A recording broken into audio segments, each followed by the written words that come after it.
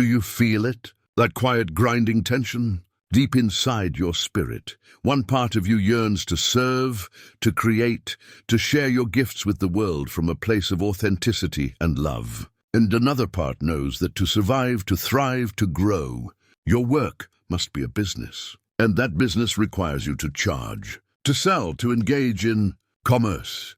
And in that space between your soul's purpose and the world's marketplace, a conflict is born, a feeling of guilt. A fear of being seen as materialistic, a subtle sense of shame that whispers, if this work is truly sacred, should it even have a price tag? This conflict is the single greatest saboteur of the conscious entrepreneur. It is the invisible cage that keeps your impact small and your abundance limited. But what if that cage is built upon a lie? What if the act of commerce could be transformed from a necessary evil into a sacred ritual? What if your business could become the most powerful alchemical vessel you have for turning your inner worth into outer wealth, without a single compromise of your integrity? This is not a fantasy. It is a pathway, a deeper understanding of the energetic principles that govern value and exchange. It is the path of sacred commerce. If you are ready to stop feeling torn and start feeling whole, let this audiobook be your map. And if you wish to continue this journey of alchemical transformation with us, ensure you've subscribed to our channel. Our work together is only just beginning. Now, let us begin the great work. Chapter 1. The Sacred Rift. Reconciling Spirit and Commerce. There is an old story, an ancient wound that many of us carry in our energetic DNA. It's a story that tells us that the things of spirit and the things of the material world are separate, opposed even, heaven and earth, God and mammon, purpose and profit. We are conditioned to believe we must choose a side. To be a person of spirit, one must be detached from worldly possessions. To be a person of commerce, one must be shrewd, perhaps even a little ruthless, detached from the sensitivities of the soul. This belief system, this sacred rift, is the source of the deep discomfort you feel. It's the reason that when you create a beautiful service, a transformative course, or a piece of art from the depths of your being, the act of putting a price on it feels dirty. It feels like you're tainting something pure with something profane. I remember sitting with a client, a brilliant energy healer. Her work was genuinely life-changing. People who had spent years in therapy would have breakthroughs in a single session with her. Yet she was struggling to pay her rent. When we explored her pricing, she confessed, "Elias, I feel like I'm charging people for access to God's energy. It feels wrong." Her stomach would clench every time she had to discuss payment. Her business wasn't failing because her work lacked value. It was failing because she believed the value was too sacred to be valued in material terms. This is the trap, and it is a subtle and powerful one. Let's dismantle it piece by piece. First, we must understand the historical and spiritual foundations of this divide. For centuries, many religious and spiritual traditions have, with good intentions, preached vows of poverty. They taught that attachment to material things was a distraction from enlightenment, a barrier to the divine. This created a powerful subconscious association. Holy means poor, spiritual means non-material. And for the monks, ascetics, and renunciates this path was designed for, it was a valid and powerful choice. But you are not a monk in a monastery. You are a creator, a healer, a guide living in the modern world. Your calling is not to renounce the world, but to transform it. And to do that, you must engage with it. You must use its systems, its languages, and its currencies. Money is one of those currencies. It is not inherently good or evil. It is, like all energy, simply a carrier of intent. The problem is not the money, it's the story we have attached to it. The second piece of this rift is the shame we've inherited around commerce itself. We see images of corporate greed, of soulless transactions, of people being exploited for profit. And the sensitive, empathetic part of you recoils. It says, I am not that. I will never be that. In your noble attempt to distance yourself from the shadow side of capitalism, you accidentally distance yourself from the very concept of sustainable exchange. You throw the baby out with the bathwater. Your spirit isn't clashing with commerce. It's clashing with a distorted, wounded version of commerce.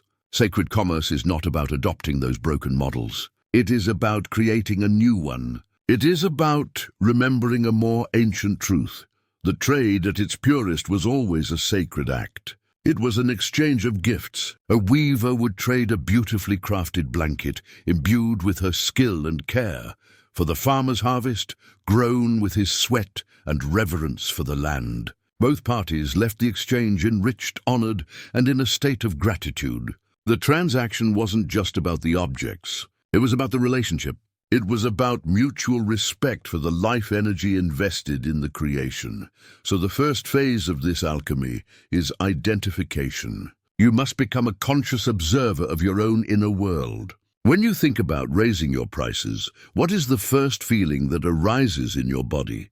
Is it fear, guilt, shame? Where do you feel it? In your throat, making it hard to speak your price? In your stomach as a knot of anxiety? Don't judge this feeling. Don't push it away. Honor it. It is a messenger. It is pointing to a specific belief that is living in your subconscious mind.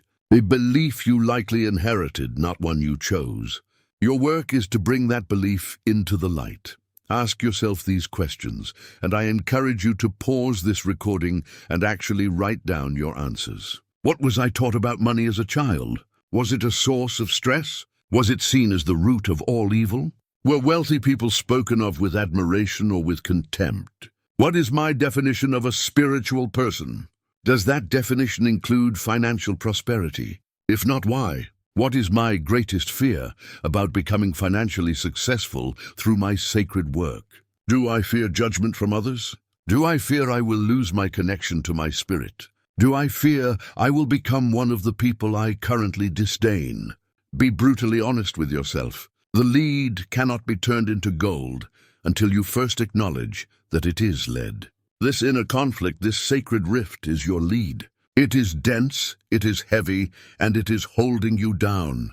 But it is also the raw material for your greatest transformation. By acknowledging its existence, by understanding its origins, and by refusing to let it define your reality any longer, you are taking the first, most crucial step on the path of the abundance alchemist. You are preparing the vessel for the real work that is to come. And it's okay if this feels difficult. It's okay if it brings up discomfort. That discomfort is the feeling of old chains beginning to rust, the feeling of a new possibility beginning to dawn. Chapter 2. The Alchemical Reframe.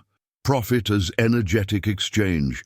Now that we have identified the lead, the deep, inherited conflict between our spiritual values and our commercial needs, we move to the second and perhaps most pivotal phase of the alchemical process, transmutation. This is where we don't just observe the lead, we actively begin to change its nature. We do this through a powerful act of reframing. We are going to fundamentally shift our definition of profit, moving it from the category of material greed to sacred exchange. Let's begin with a simple, yet profound principle. All of life is an exchange of energy. The sun gives its energy to the plant gives its energy to the animal, the rain gives its energy to the earth. There is a constant dynamic flow. Nothing in nature hoards. Nothing in nature gives without some form of reception. The entire universe operates on a principle of balanced exchange. Your business is not separate from this universal law. It is a microcosm of it. When you create something, a service, a product, a piece of art, you're investing your own life force into it. Your time, which is finite. Your skill, which you have spent years cultivating. Your focus, your passion, your creativity, your love. This is a profound energetic output.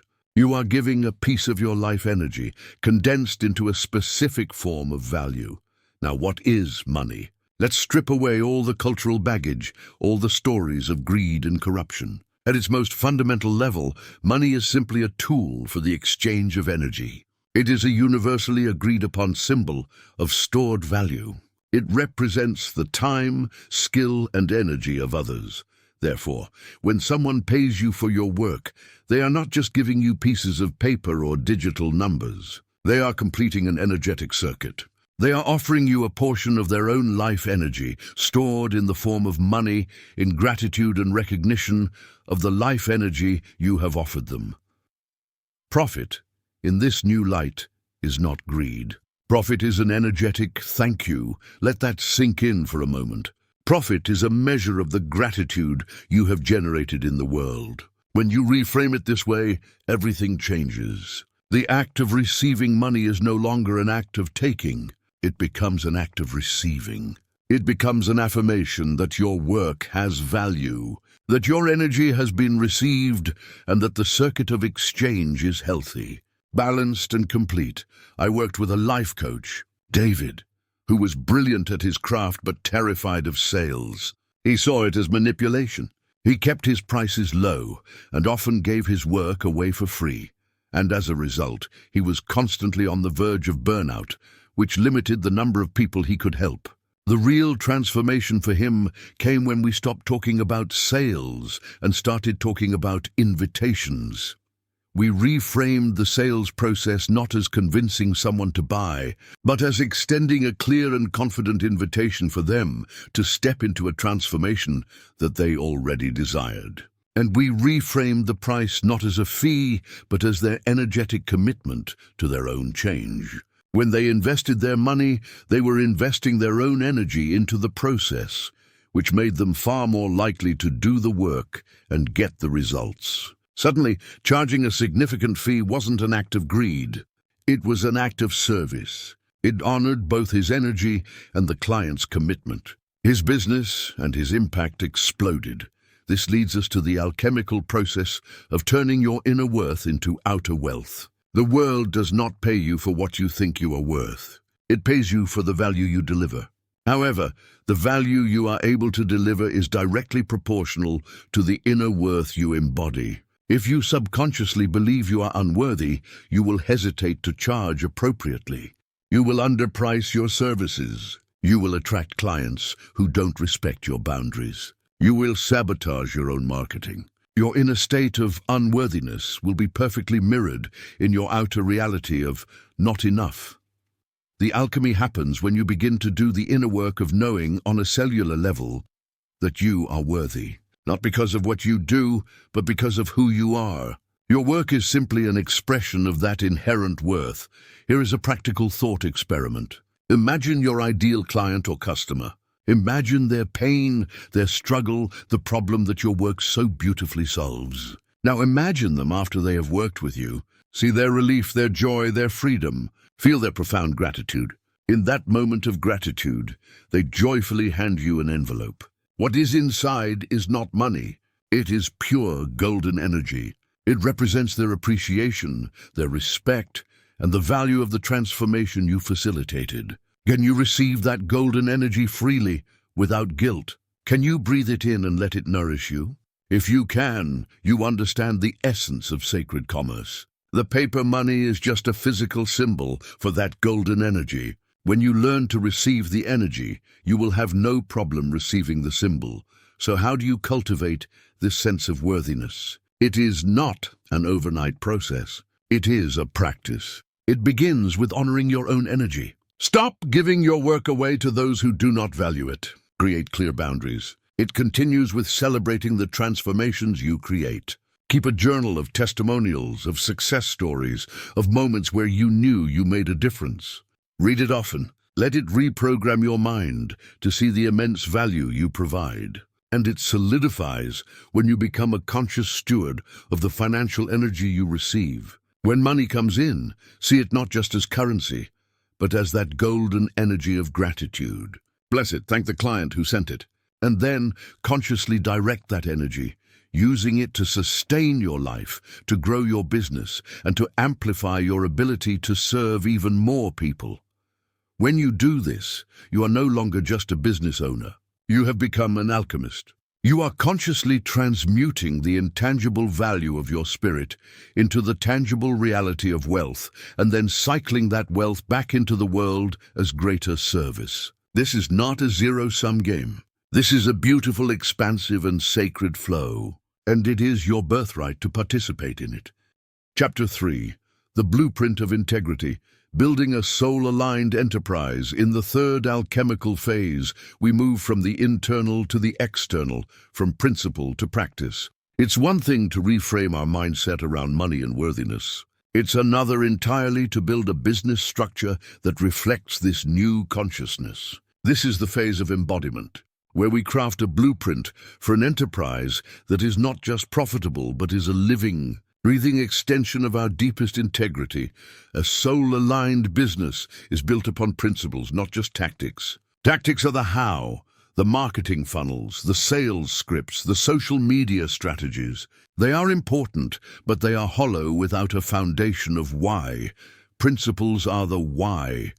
They are the unwavering truths that guide every decision, from the services you offer to the way you handle customer complaints. A business built on tactics will constantly chase the next trend, often feeling scattered and inauthentic. A business built on principles has a true north. It has a soul. So what are these principles? They are unique to you, but they often revolve around core values like authenticity, service, integrity, and reciprocity. The first step in building your blueprint is to define these principles for yourself. I want you to identify 3 to 5 core principles that you refuse to compromise on. For example, a principle might be, my marketing will always be based on education and inspiration, never on fear and scarcity. Another could be, I will only create offerings that I believe can deliver at least 10 times their cost in value to the client. Write these principles down. Place them where you can see them every day. They are your constitution. When you are faced with a business decision, you will hold it up to your principles. Does this opportunity align? Does this marketing tactic feel true to my constitution? If the answer is no, you don't do it. It's that simple and that difficult. This practice builds a fortress of integrity around your business. Once your principles are defined, we can look at the practical functions of your business through this new lens. Let's start with marketing and sales, the 2 areas where conscious entrepreneurs often feel the most conflict. Authentic marketing is not about manipulation. It's about resonance. Your job is not to convince everyone to buy from you. Your job is to send out a clear signal of who you are, what you stand for, and who you serve. This signal will then resonate with the people who are already looking for you. They will feel a sense of recognition, of coming home. You attract your ideal clients not by being clever, but by being you, amplified. Think of your marketing content not as an advertisement, but as an act of generous service in itself. Share your wisdom freely. Teach your best concepts. Help people get a small win even before they ever consider paying you. When you do this, you are building trust and demonstrating your value, not just claiming it. The sale then becomes a natural next step for those who want to go deeper, a seamless transition from the free value you've provided to the premium, structured transformation you offer. There is no hard sell, only a clear invitation. Soulful sales is about connection, not conversion. It's about deep listening. In a sales conversation, your primary goal is not to close the deal. It is to determine if you can truly help this person. You ask powerful questions. You listen to their fears, their dreams, their struggles. And then, with complete integrity, you assess whether your offering is the right solution for them. If it is, you present it with clarity and confidence, not as a pitch, but as a diagnosis and a prescription. You explain the value and the investment required. If it is not the right solution, you have an ethical obligation to tell them so, and if possible, to refer them to someone or something that can help. A woman I mentored, a graphic designer named Clara, hated sales calls. She felt like a fraud. We shifted her approach. Her new goal for every call was simply to create clarity for the potential client.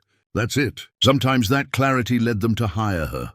Other times, it led them to realize they needed a business coach before they needed a new logo. She started turning clients away, but her business tripled. Why? Because the clients she did take on were a perfect fit. And the trust she built by being so honest created a reputation that was more powerful than any marketing campaign. She was living her principle of clarity above all.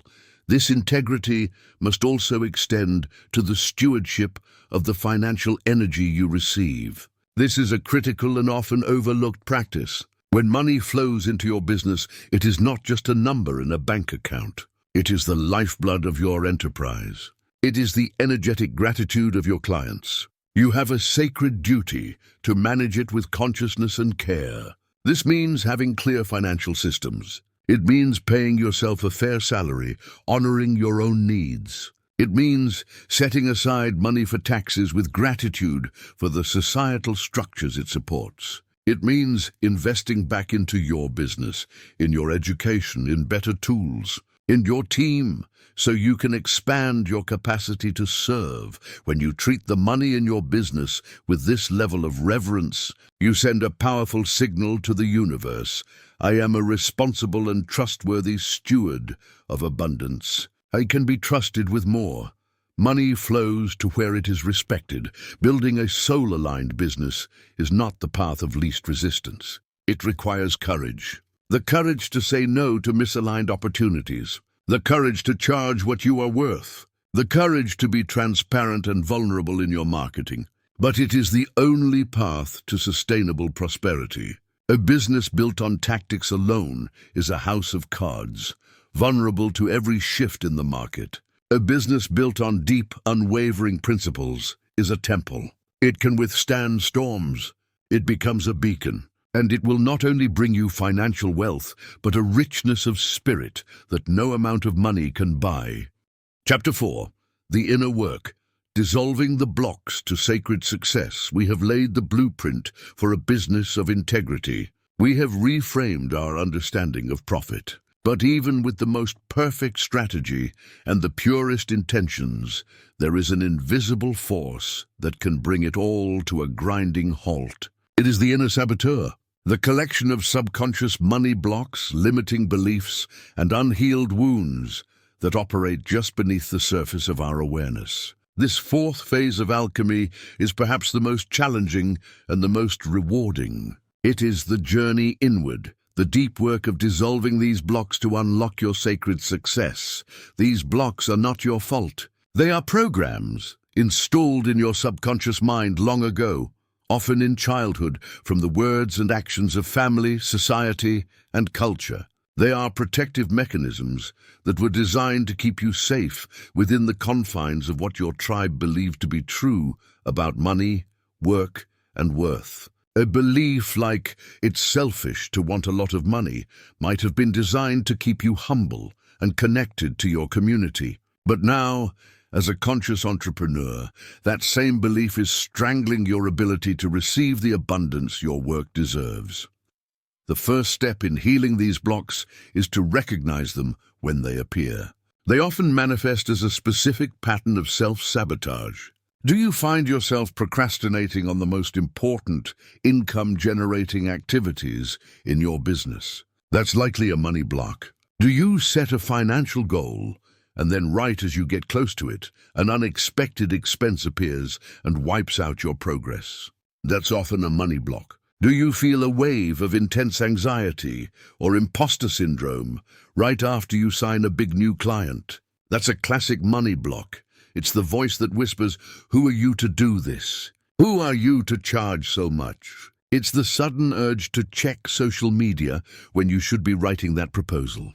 It is the resistance you feel, a physical and emotional drag against the very actions that would lead to your expansion. I want to be clear here.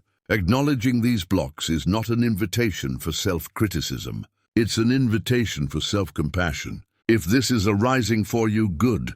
It means you are on the verge of a breakthrough. The saboteur only gets loud when you're about to leave the familiar territory of your comfort zone. Its screaming is a sign you're moving in the right direction. So how do we dissolve these deep-seated programs? We do it through a combination of conscious awareness and energetic practice. One of the most powerful tools I teach is the practice of healing the money story.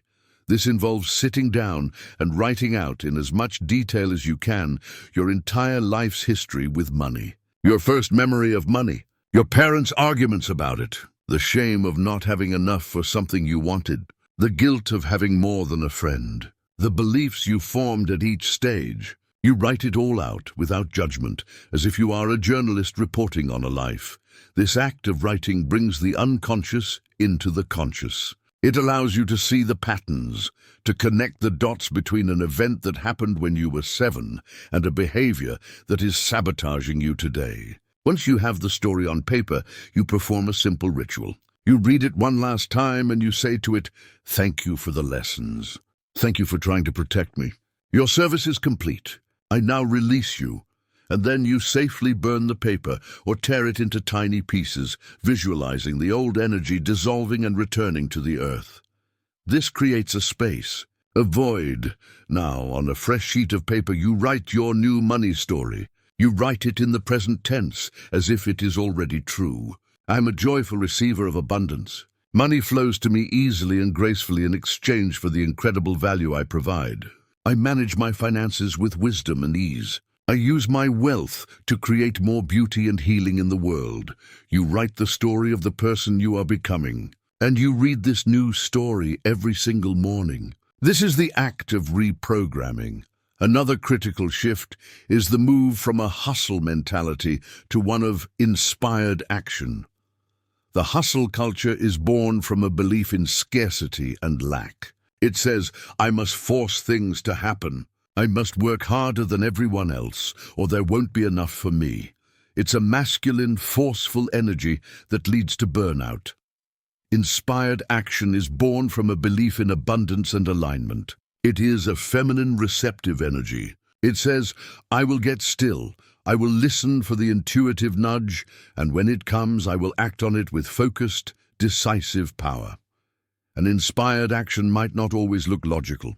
It might be the sudden urge to reach out to an old colleague, to create a new type of workshop, or even to take a day off to rest and recharge. The hustle mentality would call that last one lazy. The abundance mindset knows it might be the most productive thing you could do, because it allows you to receive the clarity needed for your next potent move.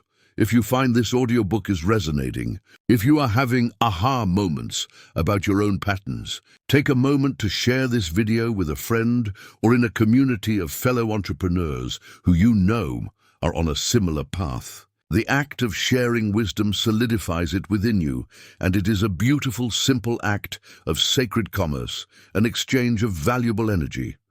Healing your money blocks is not a one-time event. It is a continuous practice of peeling back the layers of the onion. Each time you reach a new level of success, a new deeper block will likely reveal itself. Do not be discouraged by this. It is the nature of the journey. Each block you heal liberates more of your life force. It expands your capacity not only to receive wealth, but to hold it, grow it, and use it as a powerful tool for good. This is the inner work that makes all the outer strategies effective. Without it, you are simply pouring water into a bucket full of holes. By doing this work, you're making yourself a worthy, unbreakable vessel for the abundance that is waiting to flow through you. Chapter 5. The Daily Practice. Rituals for Sustained Abundance. We have journeyed through the mind, the spirit, and the structure of your business. We have identified the lead, reframed its meaning, built a blueprint of integrity, and begun the deep inner work of dissolving our blocks. The fifth and final phase of this alchemical work is integration. It is about taking all of these profound concepts and weaving them into the fabric of your daily life. An insight is fleeting, but a ritual is forever. It is through consistent, daily practice that we sustain our alignment and truly become the abundance we wish to create. The goal here is not to add more overwhelming tasks to your to-do list. It is to infuse your existing routines with intention and sacredness. These are small hinges that swing big doors. They are simple, conscious acts that keep your energetic frequency tuned to prosperity, worthiness, and service. Let us begin with the morning, the genesis of your day. Before you check your email, before you look at your phone, before you give your energy to the world, you must first give it to yourself. I recommend a simple 10-minute abundance alignment practice. Find a quiet space.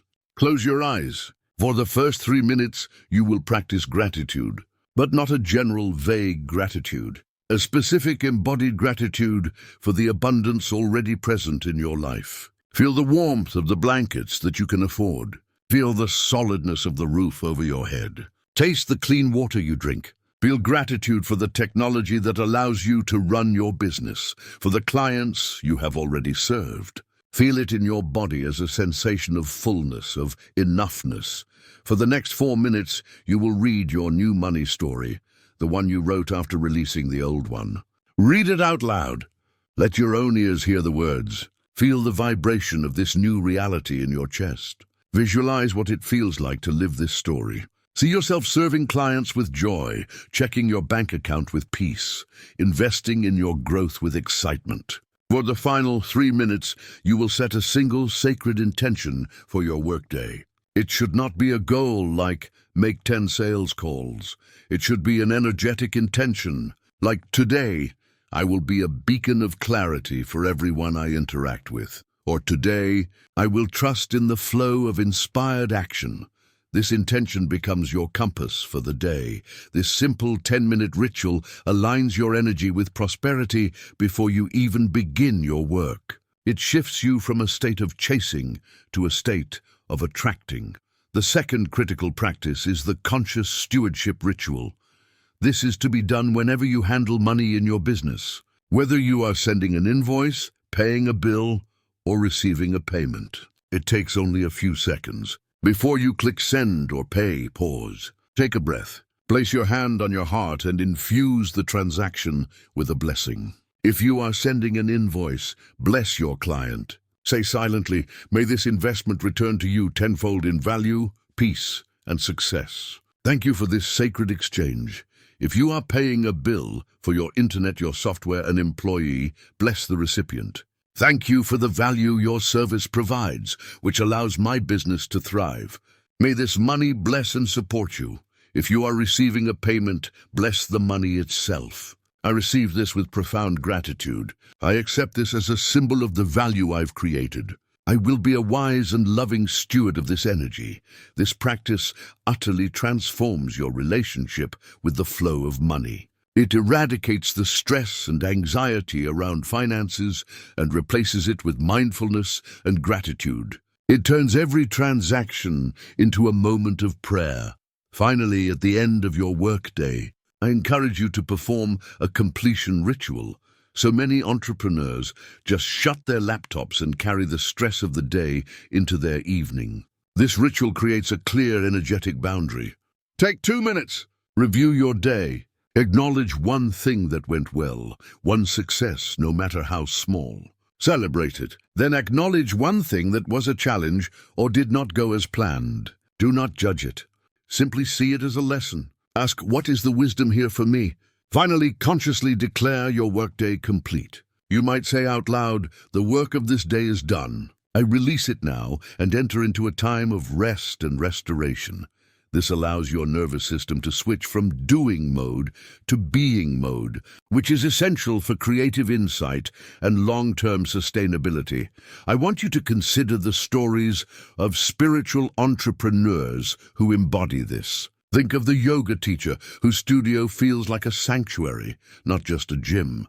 She has infused every detail, from the scent in the air to the way she greets each student, with sacred intention. Her business thrives because people aren't just paying for exercise. They are investing in an experience of peace. Or think of the financial advisor who begins every client meeting with a minute of mindfulness, helping them connect to their true life goals before ever looking at a spreadsheet. His clients trust him deeply because he manages their money, but he serves their soul. These are not just business people. They are modern-day alchemists. This is not about being perfect. It is about being present. Some days you will forget. Some days you will fall back into old patterns of stress and scarcity.